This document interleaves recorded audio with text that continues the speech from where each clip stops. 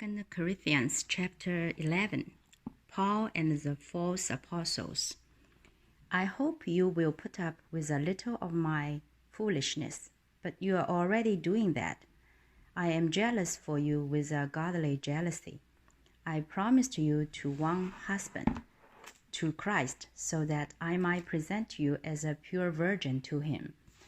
But I'm afraid that just as Eve was deceived by the serpent's cunning, your minds may somehow be led astray from your sincere and pure devotion to Christ. For if someone comes to you and preaches a jealous other than the Jesus we preached, or if you receive a different spirit from the one you received, or a different gospel from the one you accepted, you put up with it easily enough. But I do not think I am in the least inferior to those super apostles. I may not be a trained speaker, but I do have knowledge. We have made this perfectly clear to you in every way.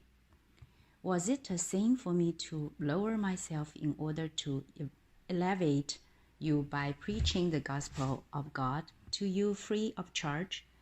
I robbed other churches by receiving support from them so as to serve you. And when I was with you and needed something, I was not a burden to anyone. For the brothers who came from Macedonia supplied what I needed. I have kept myself from being a burden to you in any way, and will continue to do so.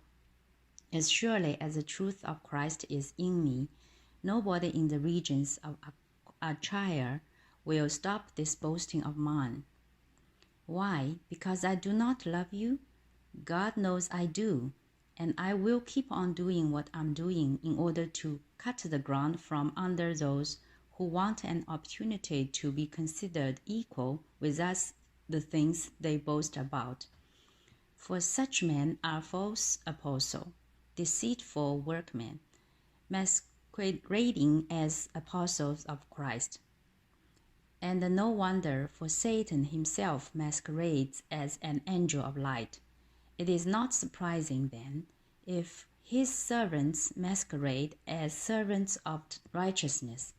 Their end will be what either actions deserve. Paul boasts about his sufferings. I repeat, let no one take me for a fool. But if you do, then receive me just as you would a fool, so that I may do a little boasting. In this self-confident boasting, I'm not talking as the Lord would, but as a fool.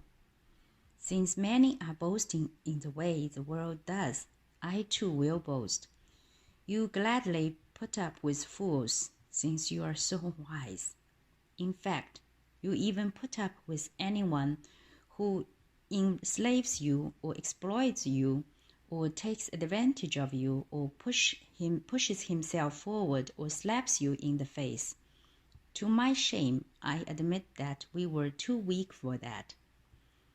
What anyone else dares to boast about, I am speaking as a fool.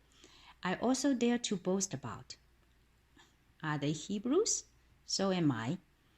Are they Israelites? So am I. Are they Abraham's descendants? So am I. Are they servants of Christ? I am out of my mind to talk like this. I am more. I have worked much harder, been in prison more frequently, been flogged more severely, and been exposed to death again and again. 5 times I received from the Jews the 40 lashes minus 1. 3 times I was beaten with rods. Once I was stoned. 3 times I was shipwrecked. I spent a night and a day in the open sea. I have been constantly on the move. I have been in danger from rivers, in danger from bandits, in danger from my own countrymen, in danger from Gentiles, in danger in the city, in danger in the country, in danger at sea, and in danger from false brothers. I have labored and toiled and has often gone without sleep. I have known hunger and thirst, and have often gone without food. I have been cold and naked. Besides everything else, I face daily the pressures of my concern from all the churches. Who is weak, and I do not feel weak?